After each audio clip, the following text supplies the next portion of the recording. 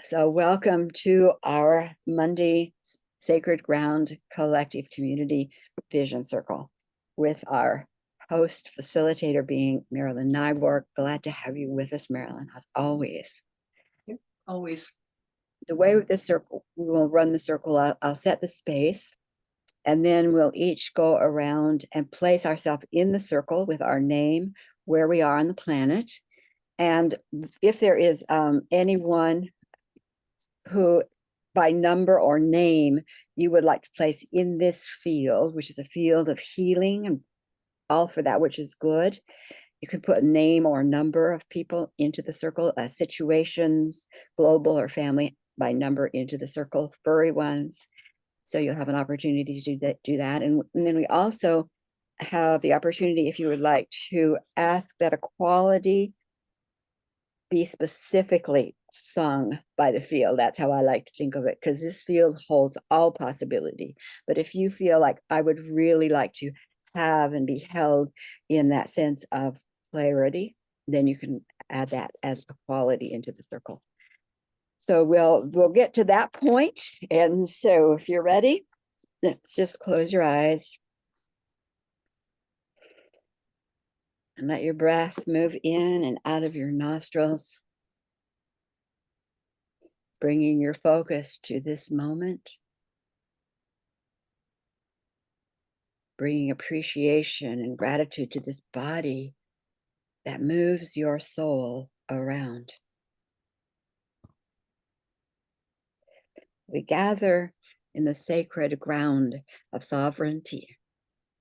We are sovereign beings from the stars.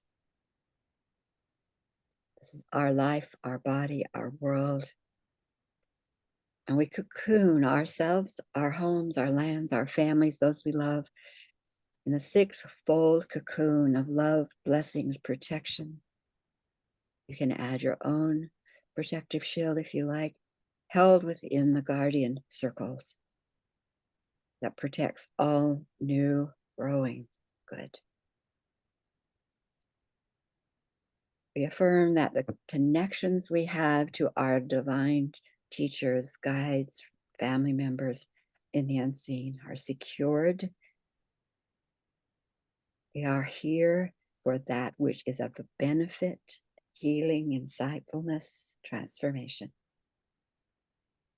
That is the core of this circle presence today. We gather in respect, honoring the sacredness of our sharings. So honored to be here on Gaia, and we bring her energies into this circle for healing, blessings, and expansion. Just take a moment and let that energy fill you, surround you.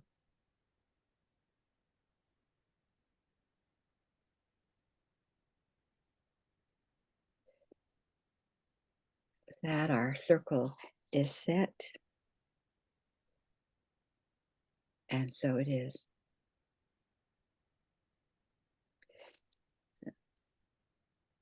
So I'll begin putting myself in the circle, and as you're finished, once you've spoken what you would like to put in the circle, then you get to tag another sister. So kind of be aware who's here and who has spoken, who has not, for this placing ourselves in the circle.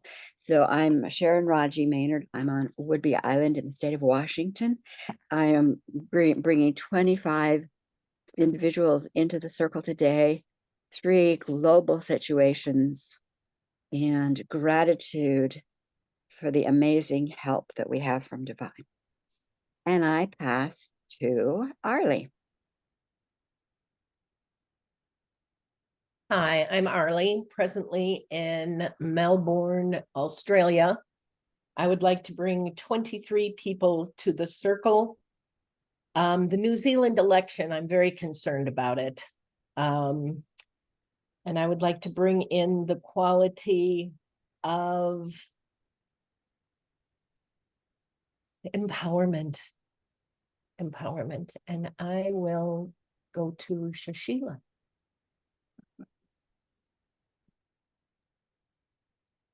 I am Sushila and I'm from Nevada City, California. And I would like to bring in trust for the divinity that loves and provides for us. And I will call on Judy.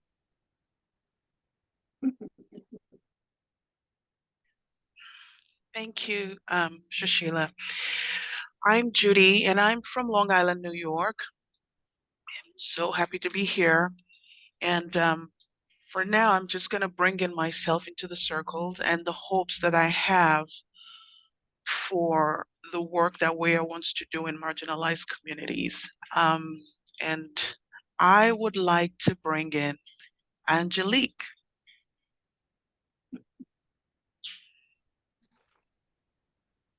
Hello, everyone from the Netherlands at the West Coast, living just 10 minutes from the sea. Today is a very rainy day, for the first time since I don't know how long, but really, really, really hard rain. So the plants are very happy. And I would like to bring in all children of the world from all 4 directions, and especially my beloved Robert, because he is on really, very, very state of stress. Let's call it stress, emotional stress, because of certain situations. So I would love to really send to him code love as well as is possible for the ones who know what it is. And my word is curiosity. And I go to Deborah. I don't know, the one, it's difficult. We have 2 Deborahs. Yeah, you too. I mean, you. Yeah. The old Deborah. Not the old one, but the old. Deborah without a last name on her thing. Yeah. Okay, yeah. Well, I can't read that. Anyway. I'm Deborah. I'm in Sanford, North Carolina. I'd like to bring in 39 people, multiple world situations, and my word today is gratitude. And I will call on Deborah Levine. Oh, I am also Deborah. I am here in Chattanooga, Tennessee. Yeah, Southern. I'm not from around here originally, but I've been here 25 years. And I am concerned that it's going to lose its history as it becomes a global hub for industries. So my word for today is hope, that people will understand that who we are, who we've been, counts. And I bring in with me 25 people, members of my family, who all try to make a difference in this world. And I hope they will. Thank you. And who do you want? I've got to choose somebody, right? Okay. Let's see. I choose Evie. I guessed that. Thank you. Abby Boykin. Today I'm on Whidbey Island, and I'd like to bring 10 people into the circle, multiple global situations. I'd like to bring in our feathered friends, the birds, who are starting their big migration, and that's very affected by our climate. And the word I'd like to bring into the circle is cooperation. And I go to Janelle.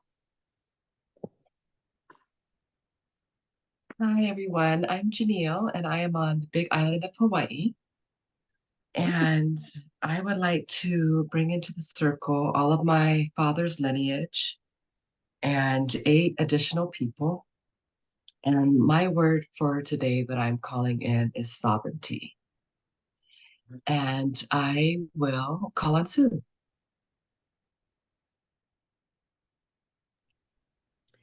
Thank you, Janelle. I'm Sue Rooney. I'm north of Seattle, Washington. My word is awaken. Bringing in 37 people to the center of our circle. And the issue is division. Humanity is divided. And I will call on Marilyn.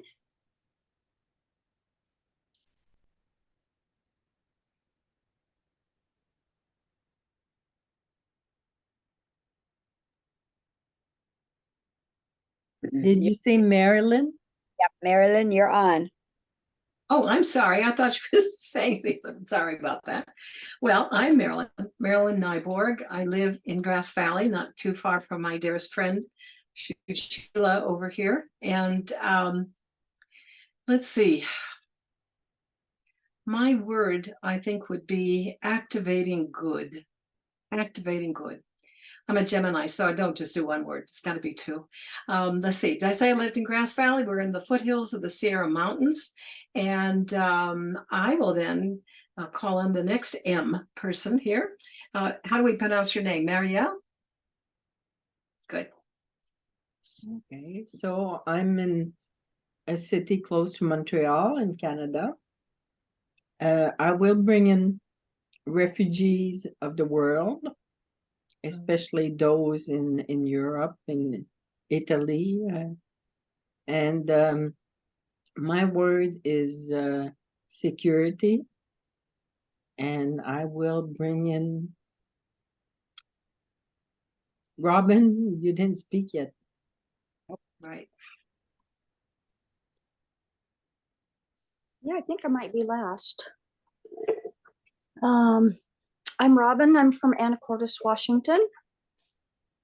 I'm bringing in 9 family members. And I'd like to bring in the Hawaiian Islands, specifically Maui, and still what's been happening in Lahaina, and more specifically, the children. I'll leave it at that. There's some very serious concerns that they've been disappearing and they have been taken places. So really want to pour into that. The word I'm bringing in both the spirit and the power of synchronicity. And I think I'm the last person. If I'm not, raise your hand, wave, unhide yourself. Okay, thank you. You're right, Robin. So with our power of intention, imagination, and declaration, we place all those who have been named by name, number, or issue, those that our spiritual members need to be in that field of divine good, in that healing temple, where that which seems impossible for us is healed and dissolved and transformed, and new doors open for blessings in those situations and lives. We place them there with great gratitude and love. And the vibrational harmonics that we have called to be the orchestra sounds in our field today are gratitude for the divine, empowerment, trust for the divinity that loves and provides for us all, help for those that are in marginalized communities, curiosity, hope, retaining the power of those who have gone before to bring good, activating the good in our lives, security, synchronicity, gratitude, and awakening. We hold that for ourselves and all that we love as we meet. And with that, our circle is ready to hold that. And so it is. So be it. So today I have the great pleasure of introducing Marilyn Nyborg. And I'm sure that what she has to present today is going to be right on our hearts, because there's a lot of things going on in the world. And what do we do about that? Where do you fit? Do you fit?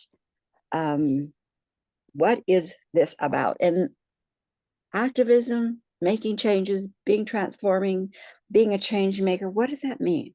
And how does it apply to you? So those are the things that kind of raise to the surface of my mind when I think of Marilyn. She's been on this activism path from before I was, for sure. And she's seen it all. I think he even might have burned bras. I'm not sure about that, but she may have been there burning the bras.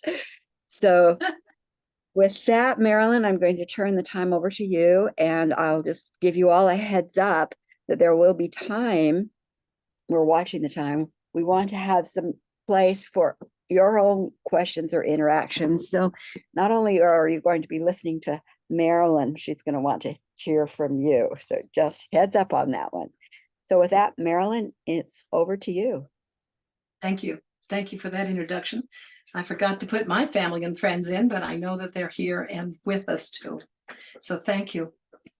Well, I'd actually like to two things. I want to say that rather than give you a monologue, I'd really like to have more of a dialogue, so that as Sharon said, it would be nice to hear from you as well. If you have any questions about anything while anybody's talking, raise your hand, let us know. And we want to hear your experience as well. I'd like to begin with a poem. And yeah, let me just, I have to say, by the way, let me also reintroduce Shushila as not only my best friend, but my editor, my co-writer, I don't know, my dearest. And so this is our book, and it's called A Woman's Guide to Sacred Activism. How do we move forward? So I think this poem might set a tone, I hope. It's written by Jane Evershed, who also is the artist of the front of our cover here, and I just love her work. Women, all sisters, remember? Act like you already manage a nation. Summon your purpose with your heart's conviction and take your station. You are being nudged by Earth's necessity, to resurrect humanity and mold it with your hands, gentle and strong, into a sculpture of sanity. Come on. You can no longer carry the rage, fury, and weep of fire, storm, and flood. The seeping of shed blood you have been missing in action, lured way off track by instigated distraction. Hurl your lesser than all the way back to the Minoan Crete, risk your life, gather a clan, take the reins, talk to the street. Take to the street. There is global warming and war to defeat, and a host of hideous crimes which render women as meat, to tenderize, to use, to enter, to traffic, stone, and burn. When will we learn? Women, all sisters, remember your power. It is for Earth's healing that we yearn. This is the 11th hour. Scurry, scurry, scurry. I had goosebumps reading that, realizing this was written so long ago, like 7 years ago or more. And here we are. It's incredibly relevant right now. I'd actually like to start by saying how this book got written. About, I think in 2016, give or take, a couple of women and I pulled together something we called Invisible Women. That was actually a national organization run by some of Obama's interns. And what we did that was a little different was we were the Invisible Women of Nevada County here in our area. I think at that time we were the first and only all women. We literally did not let men in the door, which made some wives upset with us, but we did invite them when we had candidates to share with them. But otherwise, so many women had never even had the experience of being together with just women. No one to speak over, to interrupt, to correct. It was just us. And one day, we heard that our very conservative congressman was coming to town. And so we decided to go and listen. So we got there, and there were lots of other Democrats that were there, as well as, of course, Republicans. That's what he was. And I was rather amazed at how little we could hear for the screaming and the calling out and the name calling. And I was embarrassed. I had a man come in and sit next to me that I know as a spiritual teacher up here, who's just going at this poor guy. I wanted to hear what he had to say, but I never did get to do that. And the teacher looked at me and said, I wish I could be that calm. I thought, well, I came to hear. I actually would like to listen to this. About a month later, when the leadership of the group came together to talk about what's next, because we had meetings every month. And so it was a planning session. And a young woman in the group said to the group, that was so good. I was so pissed, and I let them know it. I yelled and I screamed. I got it out. I felt so good. At which point I thought, we have lost this game. Our intention initially was that it would be women who could do it differently, but we didn't do it differently. And from shortly thereafter, I left the group, and we went into a year of writing and thinking and talking about what we envisioned could happen if women really were really activated. So that's what we did. We wrote this book, and we've had the pleasure of introducing it to quite a few people. And let's see, so that's the starting point here. Sharon, do you want to go from there with questions, or do you want me to keep going? Well, why don't you? I mean, we're talking sacred activism, Yes. and the world is talking activism. Would you like to hear from the participants? What's the difference when they think of activism? What does that speak of? So you can hear from them, and then maybe you love that. There to say, bring your point of view. So good. Go for it. When you think of activism, things are going on in the world. Activism may be something you've done in the past. It may be something you're thinking of now. What does that engender in your mind? And I'm just going to sit with the question. I'm just going to leave it popcorn style. What does that bring up for you? And it doesn't have to fit in anywhere, but it's in you, and we want to hear it. What is activism, and what does it trigger for you? And we'll give each of us, a minute or two, and not everyone has to share. And there's Deborah Levine ready to go. Go for it. There is a Hebrew word for this. It's called tikkun olam. The actual translation is repair of the world.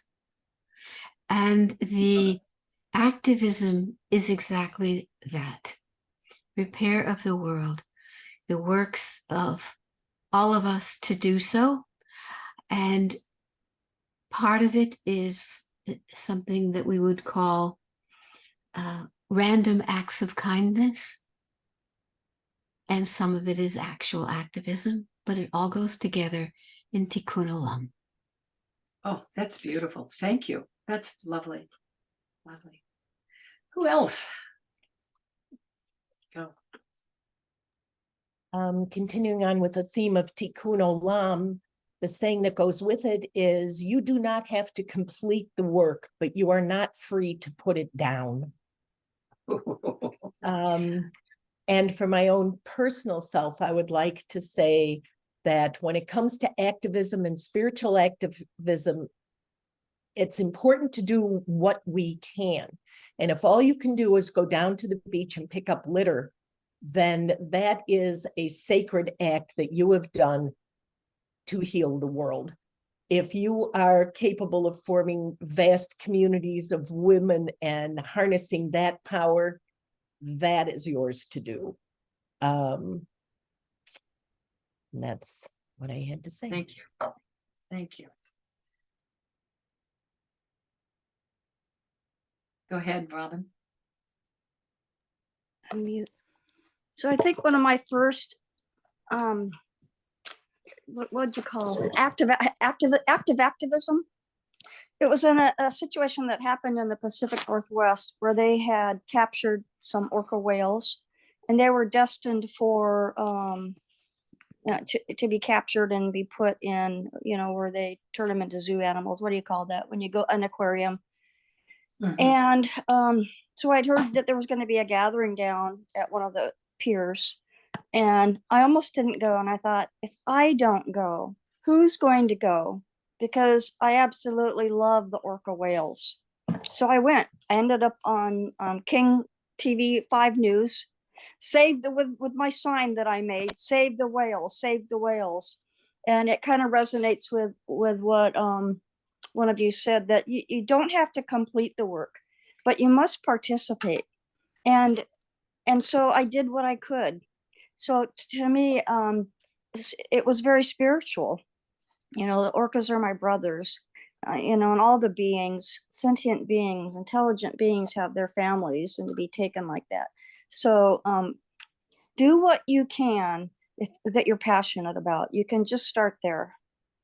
Something that you can't put down, something that you can't leave alone, pick it up and just do some small act. Thank you. Thank you, Robin. Anyone else? Good sharings. I've been thinking about, all the things that I participated in as activists, acts of activism. And, I probably wasn't very conscious of what I was marching for the war. I didn't even know where Vietnam, was in those days. It was just like, oh, we're going to stop the war. And it was kind of chaotic, and people saying, but I'm not sure that I was really understanding or committed. For me, sacred activism is really understanding and coming from a space of not hatred or not even trying to fight against something, but coming from a place where you're speaking the truth for you, or the truth of the big truths of love and respect for all life. And this, when I think about studying the civil rights movement, they prayed up before they went out. They had an intention of being calm and not responding, and all of that stuff where it's intentional and it's a field of love around them. To me, that's like sacred activism. And you have to have people understand why they're acting the way what they're doing. This is Sheila. Judy? Yes. Let's Oh, sorry. let's. Who is speaking? That was me, Judy. Judy. Okay, I'll wait. Okay, go I'm ahead. sorry, were you going to speak? I'll wait. Go ahead, No. Judy. Let's just keep moving. Listening to Sheila just it reminded me actually, and I just wanted to piggyback off of that, because it really did feel sacred to me when it happened. It took it beyond activism. So when I was in college, like 20 years ago or something, in the course of, this is in Africa, in Nigeria, in the course of election issues, corruption and election, I had gone out to march, to protest, to contest the results with, we were in college, and we tended to have this dogged mentalism that we were going to change things. And I had done that. And I was in a bus that got hijacked by people that were not happy. And I remember jumping off the bus to save my life. before the other students who were,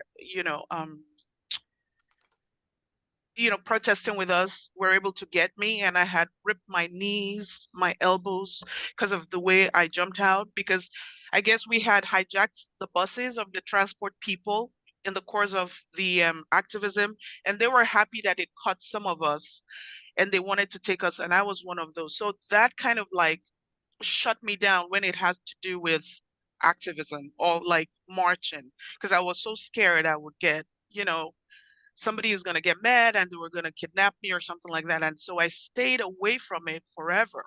And I would just reach out in different ways, in terms of writing or connecting with people or having circles or something like that, but just never being able to go out because of the fear that I had up until, and I'm so sorry to introduce this now, it's a sensitive topic, up until the time when the Black Lives Matter was going on.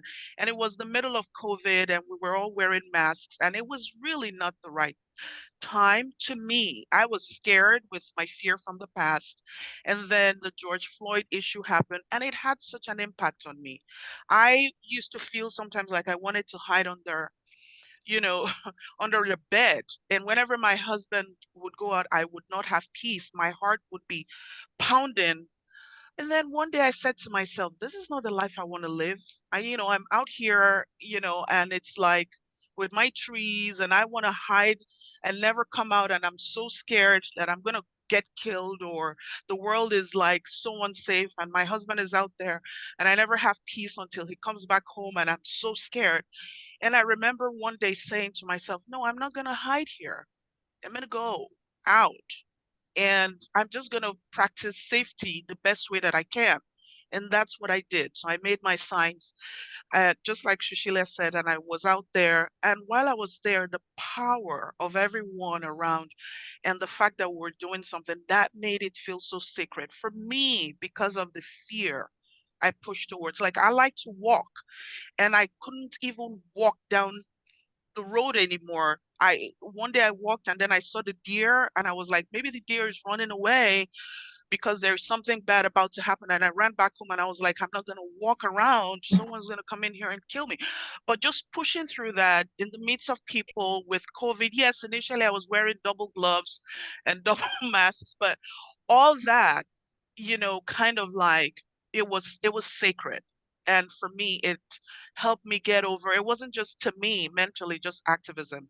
It was like I was pushing past my fear, pushing past because I felt there was a need. There was something I wanted to help do in the world, and I had to do something or lend my voice. So I feel like that is what I see as for me as, sacred activism, Yes. amongst other things. Very good. Thank you. That's big. And And- as Angelique, yeah. Okay, thank you. Thanks. For me, I'm not an active activist, let's say that, but I'm an inner activist, like sacred activism as well. I offer many ceremonies for Mother Earth, rituals.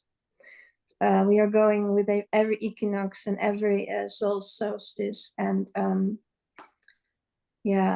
all kind of events, creating with a group of women, with a circle of women, to go outside and to create flower offerings for the Mother Earth and bring them to the water or to the trees or whatever. And next Saturday we are going to the beach, because I gathered for years and years many shells from Bretagne, from France. And we are going to create, I thought at first the idea it should be a mandala, but it will be as spiral, a sacred spiral. And we are also going to walk the spiral. So we are really going to connect with the Mother Earth and do that. So that's my way of activism. And I do that as much as I can. And talking with the trees and the stones and everyone, connecting. Yeah. So Lovely. thank you. So it sounds to me, one of the things I'm hearing here, and then I'm going to turn it over to you, Marilyn, is that we're not only looking at sometimes it's healing something within us as we call for a healing or a change in the world. And I think that's, really very clear here. And did we just lose our Marilyn? Oh, there you are. It shifted around. I'm still here. Mary Ellen, then and then shift over to Marilyn, because she was waiting, and then yours. Okay. Go ahead. So I've done some environmental activism with the Sierra Club for 17 years, many hours per month. And I had to use my skills in nonviolent communication as a leader, try to solve the battles between the activists.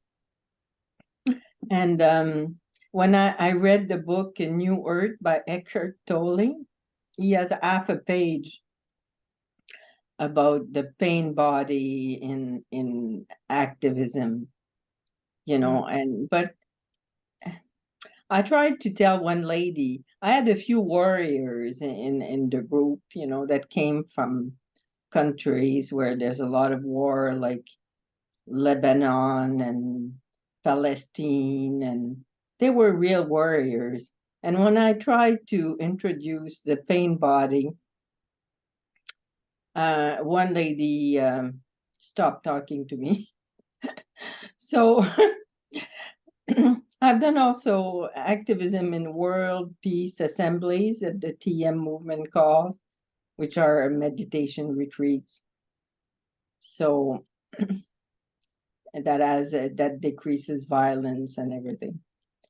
So since I'm doing less and less normal activism, going to sacred activism because of the inner wars in the groups. That's lovely. That's lovely. One of the things, Marilyn, when we talk of the pain body, one of the things I see in the world, the pain body is often triggered when an individual sees what's going on in the world, is that part that becomes either fearful or really angry. And how does that play a role in activism, what you've seen in sacred activism that you write up? Let's ask you that question. Well, let me go to how I perceive sacred activism. And you didn't tell me we were going to have a circle full of sacred activists. I feel like I'm definitely singing to the choir here. So it's lovely. Hopefully we can go even deeper than we might have just introducing you to sacred activism.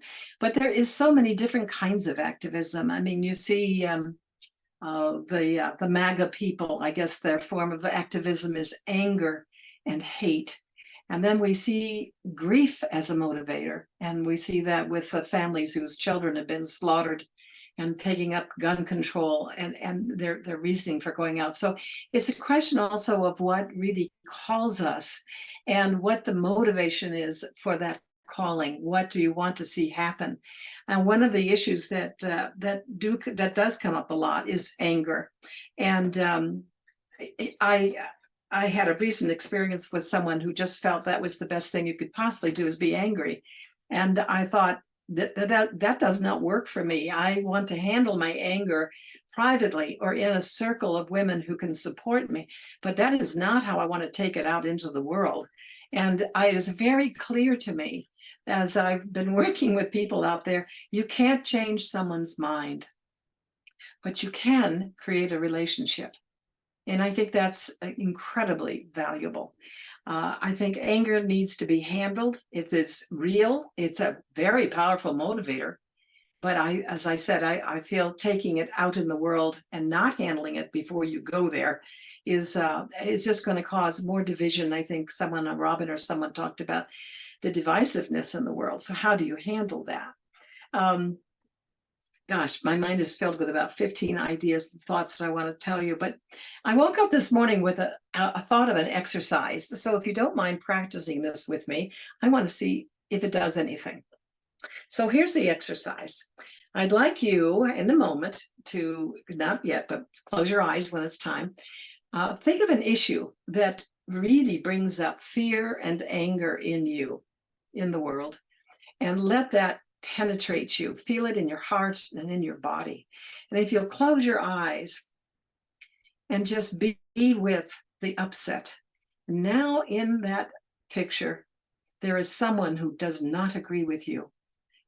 What do you do with that someone? Do you argue? Do you try to tell them facts? How is that feeling in your body? And just take a moment with that.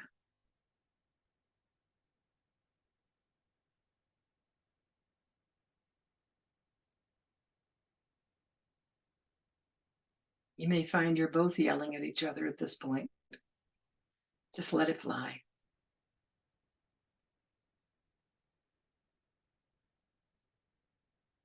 Okay, now with a very deep breath, let's just let that one go. Just let it out. You're not angry. Everything is good.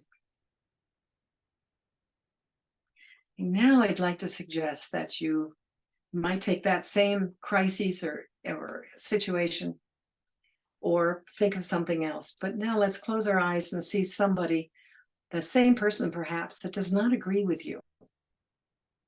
And you're having this conversation with them. And you find a possibility of talking to their hearts. Can you ask them questions? Where do they get their facts and information? What's their story? Why they're so passionate about that? How can you be with this person who doesn't agree with you and perhaps still gets angry or triggered, but you're not? So allow that to be in your body, that you are in a compassionate place of listening and asking questions.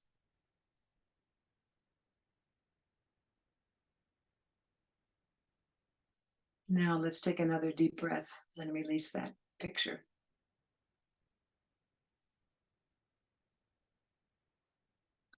There are so many people taking on issues from that first position.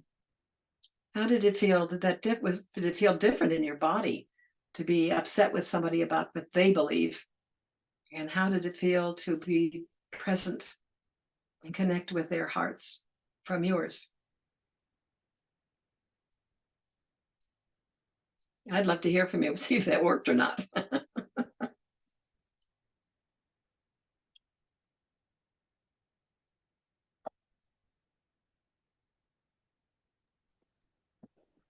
I would like to just share a personal experience with this, may I? Please. So years ago, I was introduced to a woman of color on the island, and it's very rare. So we were both very excited to meet each other. And she comes over, and I'm in this heated place about women's spaces being dishonored. And I'm assuming she's going to be in the same place. And then she wasn't. And we're both kind of shocked, and we're both strong-willed, and we're, really arguing our side. And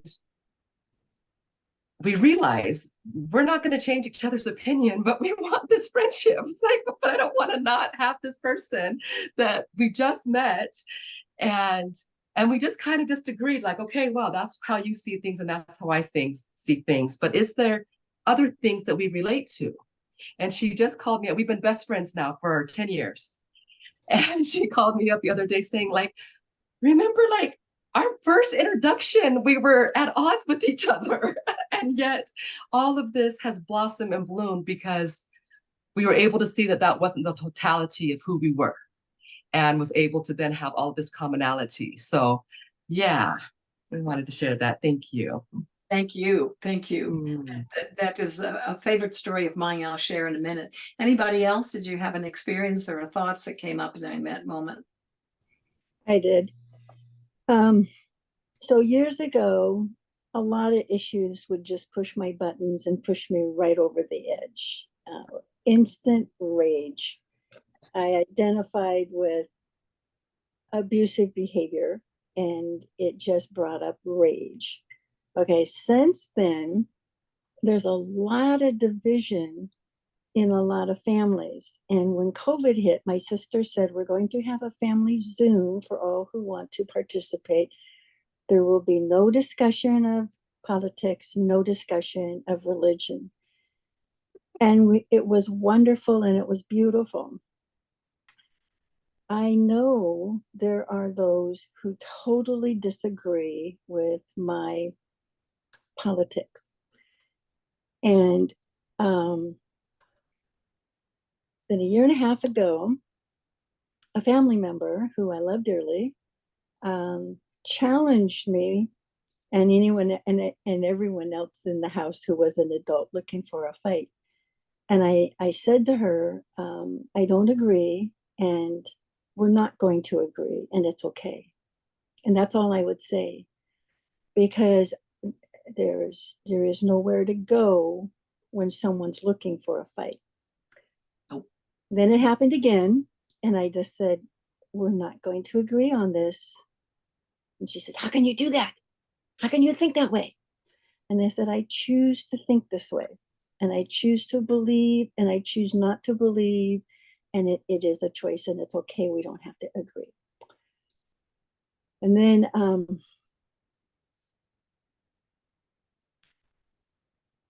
then there was a change in attitude. There was a change in heart.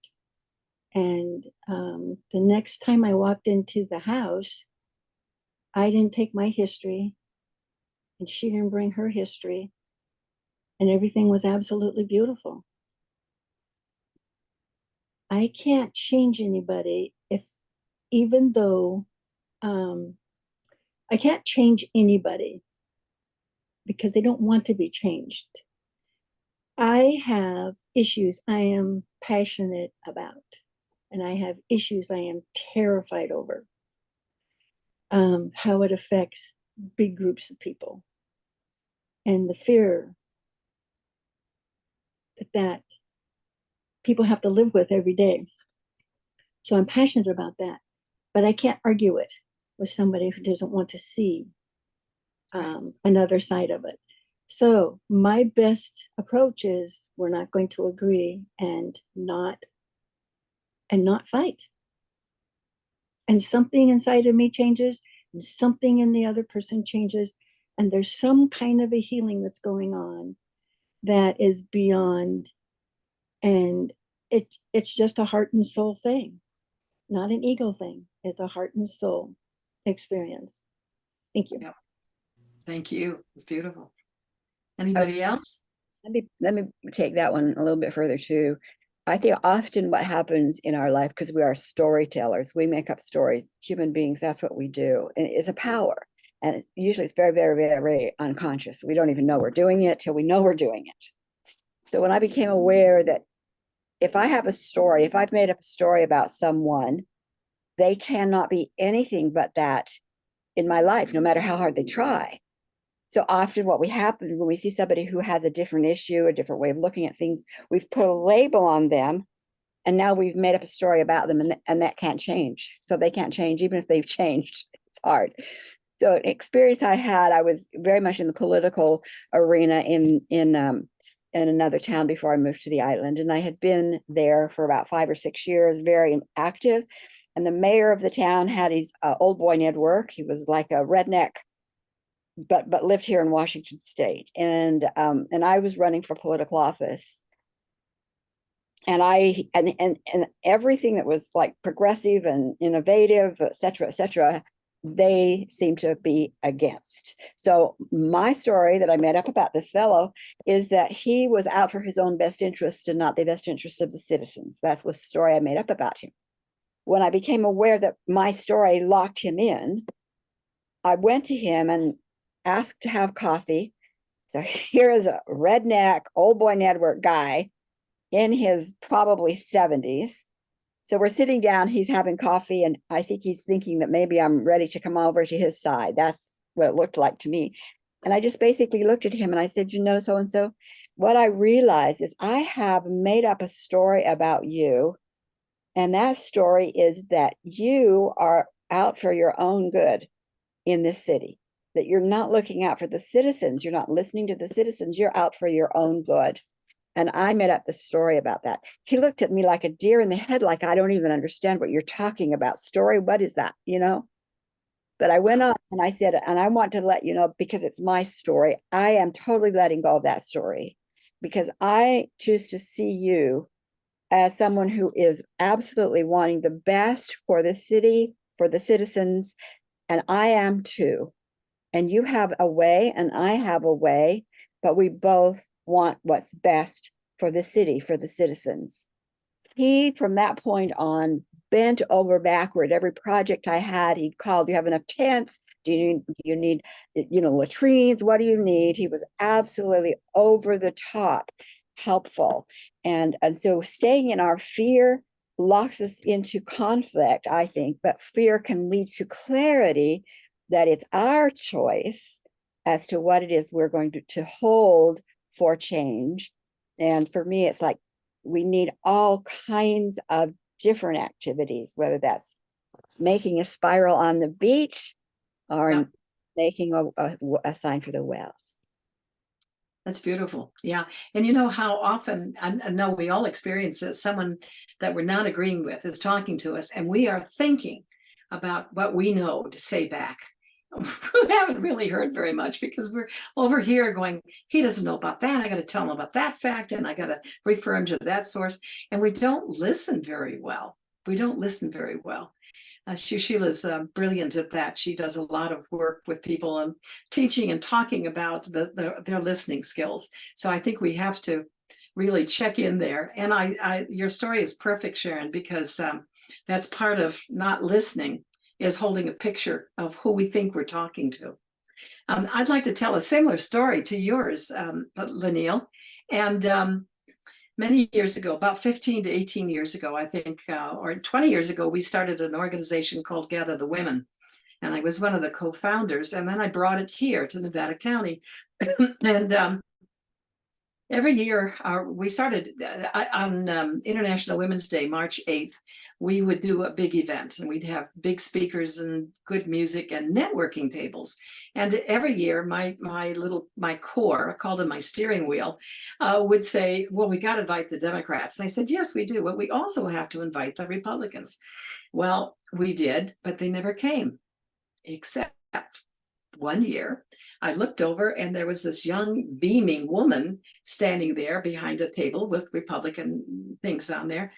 And I went over and said, I'm just thrilled that you're here. It's really great. And I walked away thinking to myself, I would like to know who she is. I'd like to get acquainted, because I'd like to hear more from her perspective. And the next day I got a call from her saying, what are you doing for lunch? He said, I'm having it with you.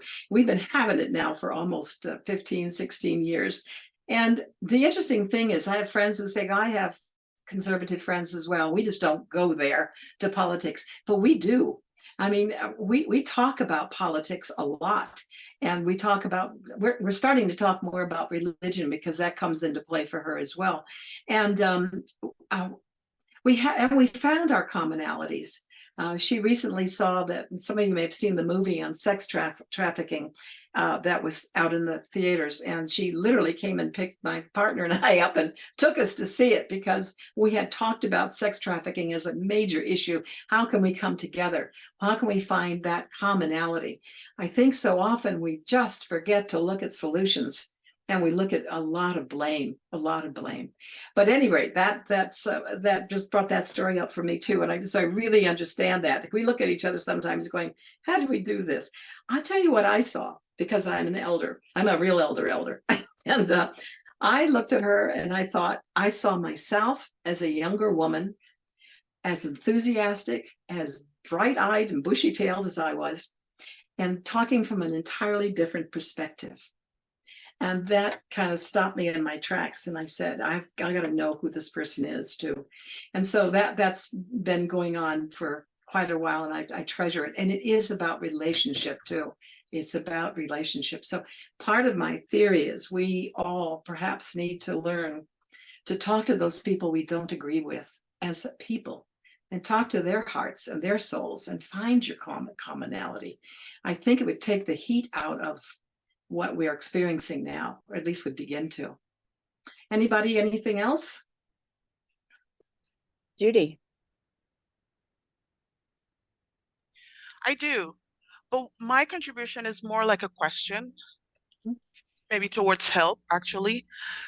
So if you have, based on what Janelle was referring to, a situation where she felt they would both be on the same side.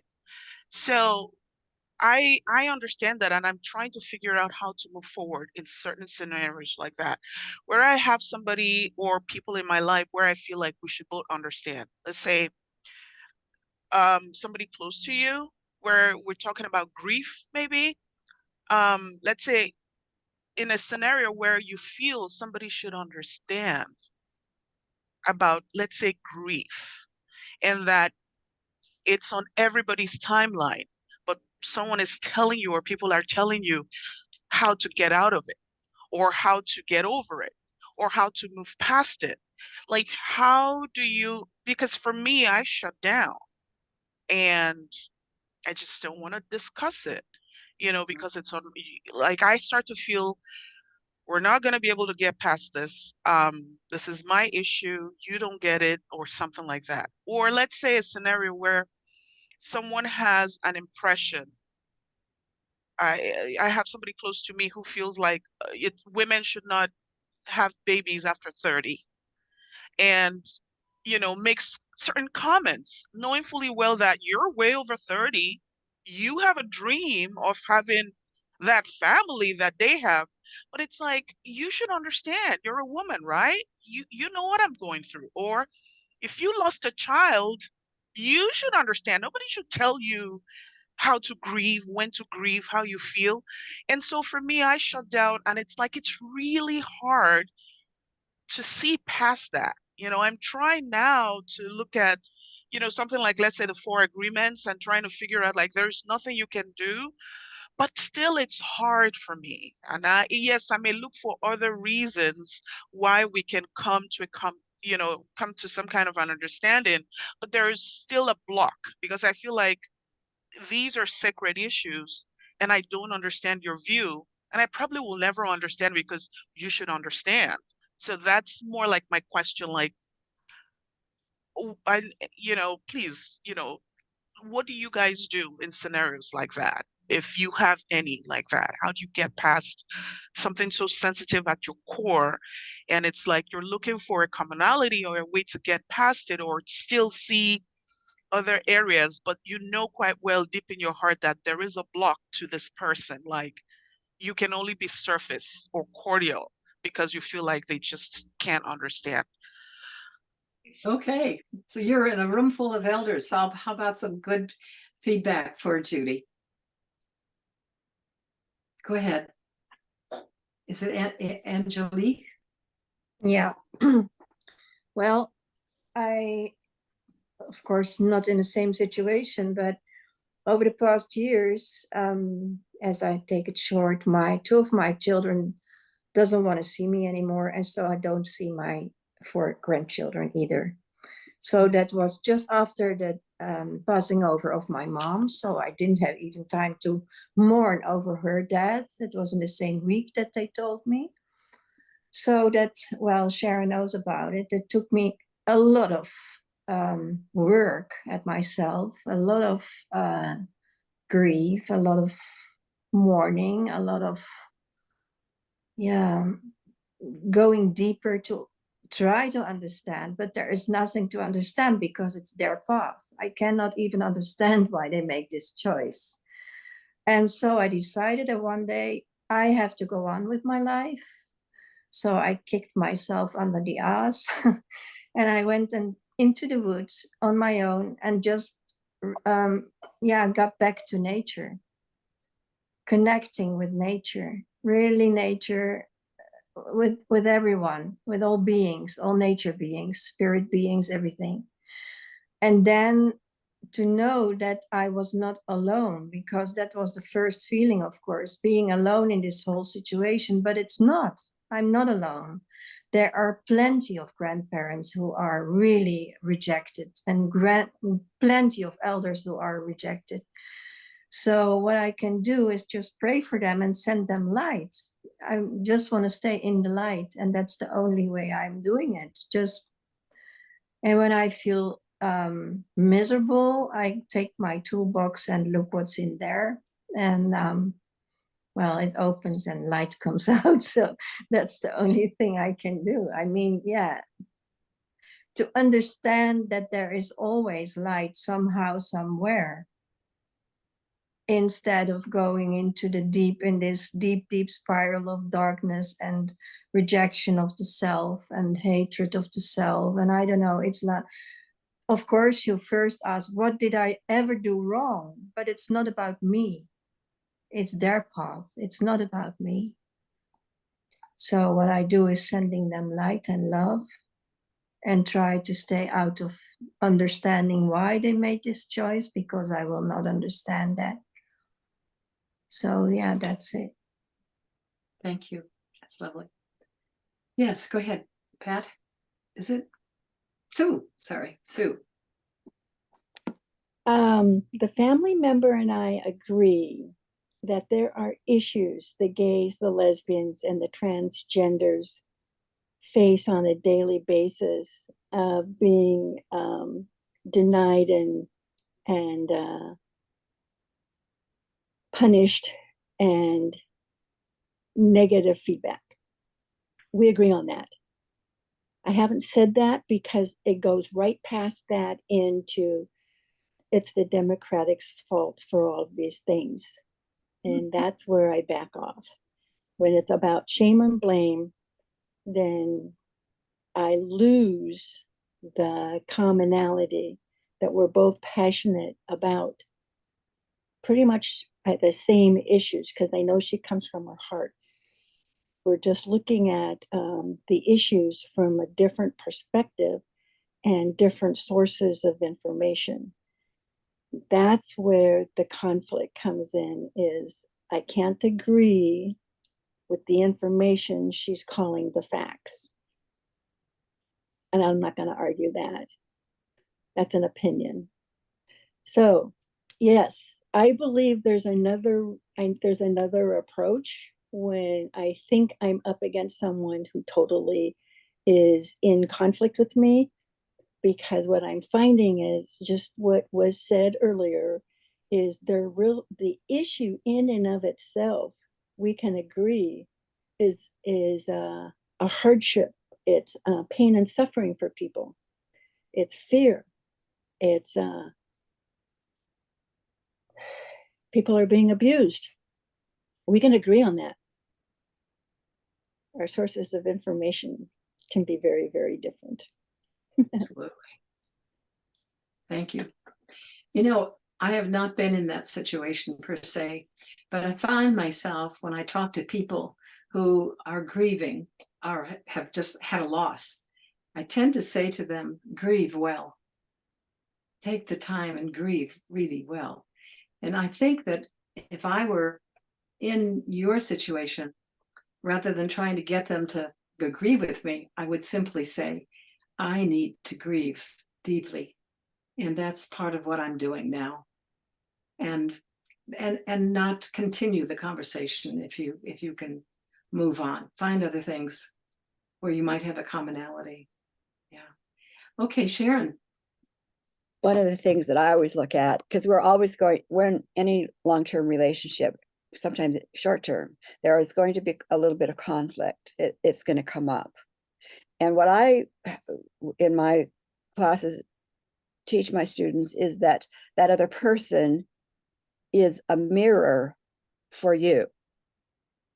They're going to show you by their actions, their words, their emotions, what you maybe are unconscious about within yourself. So when that other person shows this mirror that looks like them, that's the gift. They've done it. What do you do about it is in your hands. So, for example, you're grieving, you've got these dreams, and this other person is discounting, we'll say. This person is discounting. Placing that other person, just like Marilyn says, I'm grieving, I'm dealing, or whatever, thank you very much, and letting them go from your energetic space allows you to go into your own quiet space. And again, somebody referred to toolboxes. We really need lots of tools to deal with life.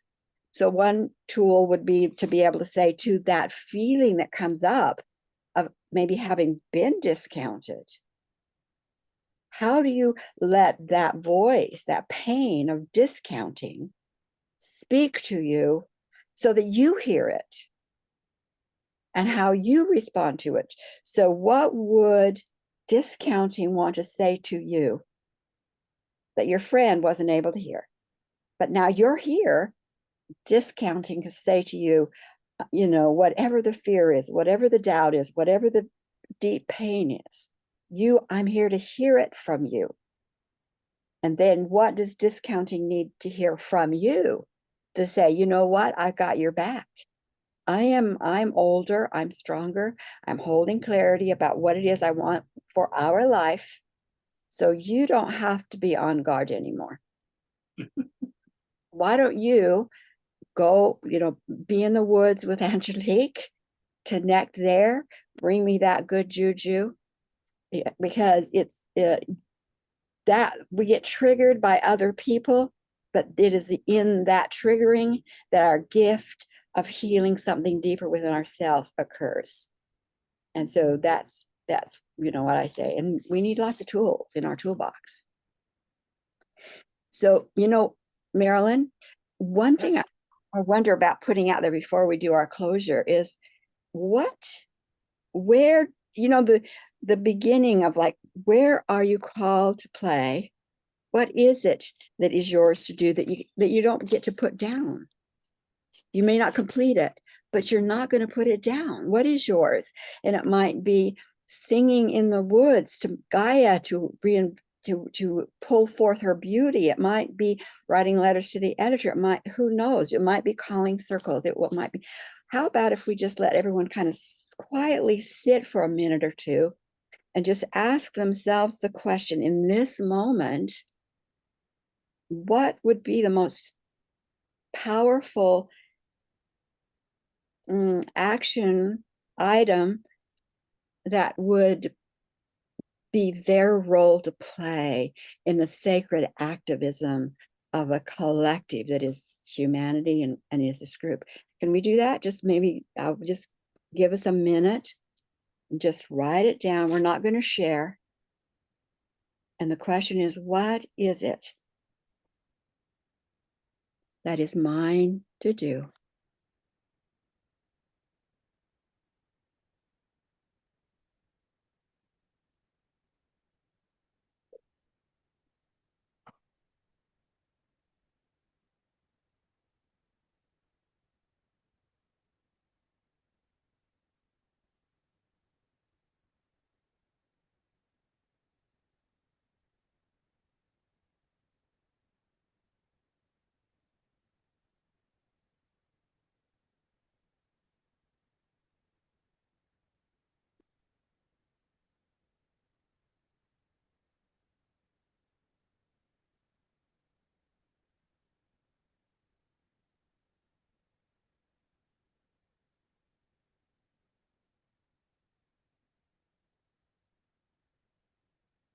In that place of imagination, just seeing yourself doing that, where does that leave? Where are you in the world in the future by just that one action? Just sense that.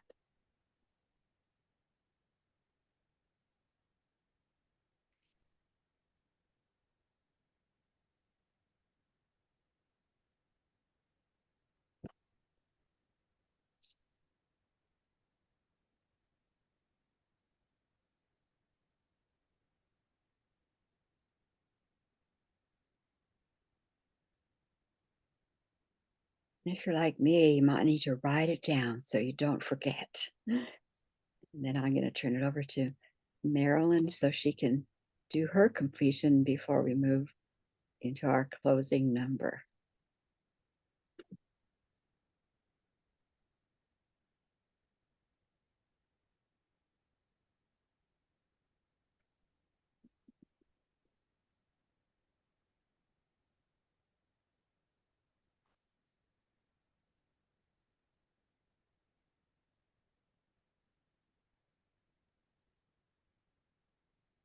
Over to you, Marilyn. Thank you. That was beautiful. Actually, I had a question that I've never asked before, and we're running out of time, but here's the question that I've thought about a lot. What does it mean to resist not evil? You know, and what does it mean? For me, I concluded it's the difference between resistance and responsiveness. And it's so easy to want to resist what we don't like going on out there. God knows we have lists and lists of crises that we're facing. What's our response to those issues? And how do we go about it? Now, I would love to plug my book. I don't think any of you need it, but you may have a daughter or a family member or a friend that might enjoy the idea of looking at activism from another perspective. And it is called, again, A Woman's Guide to Sacred Activism. How do we move forward? And if you're interested in it, maybe Sharon, can you put up my email? You can certainly write to me and we can get you a book. Because I'm going to be sharing the recording. Oh.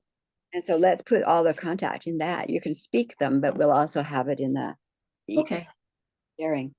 All right. So let me just say it's my email address, which is Marilyn, Marilyn, at Nydow, NYDOW.com. And we would appreciate it. Speaking for you too, Shushila, my dear.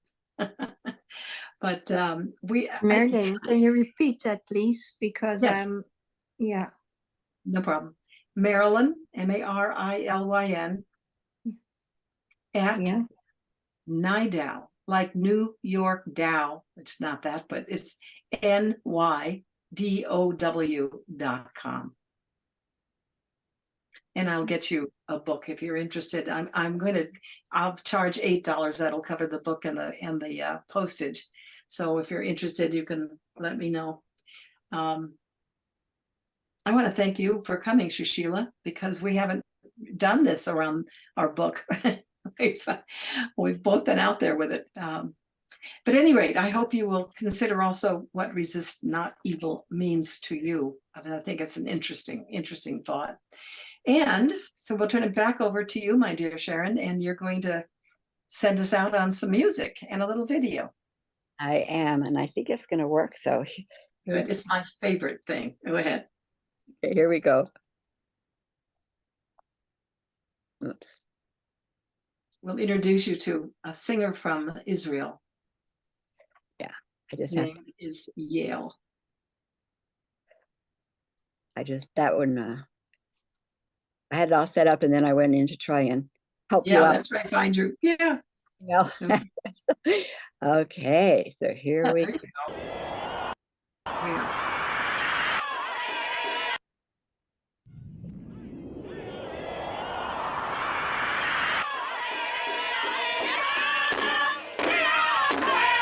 There's a secret remedy hiding underneath the tree, in the seed from which we came together. Women of the world unite. Cast aside for centuries, bound in chains of slavery, waiting for the roots to come together. Women of the world unite. For the sake of humanity, unite. In the name of integrity, unite. To retrieve our felicity, unite. And all of our diversity, unite. Use your gift with wisdom, unite. For the future of our children, unite. To protect our planet, unite. If you wish to live in peace, unite. With your ancient wisdom, unite. With your natural reason.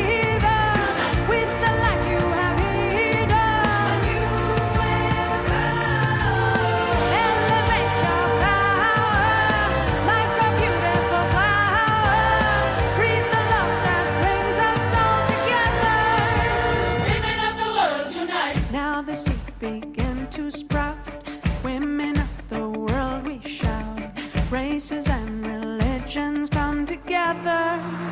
Women of the world unite. Stand up for the tree of life. Hug the darkness with our light. We can heal our pain when we're together. Women of the world unite. Calling all our sisters and magnificent brothers, each and every mother and courageous daughter. In the darkest hours, liberate your powers. Give a voice to sanity. Celebrate humanity. Unite with our ancient wisdom, with our natural rhythm, with the life we have given. Elevate your power like a beautiful flower. Breathe the love that brings us all together. Women of the world unite. Hey ya, hey ya, hey ya, hey ya, hey ya, hey ya, hey ya, hey ya, hey ya, hey ya, hey ya, hey ya, hey ya, hey ya.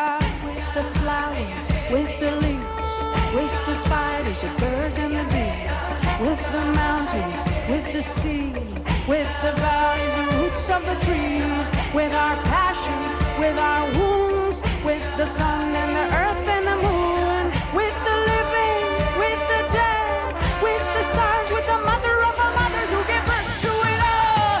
From her soul, from her body, from her blood, from the depth of the pain to infinity has a key that brings us to the garden of our ancient wisdom and our natural rhythm. With the light you have hidden,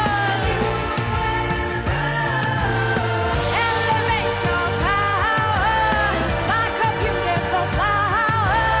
Breathe the love that brings us all together. With our ancient wisdom and our natural rhythm, with the light we have given. Elevate your power like a beautiful flower. Breathe the love that brings us all together. Hey ya, hey ya, hey ya, hey ya, hey ya, hey ya, hey ya.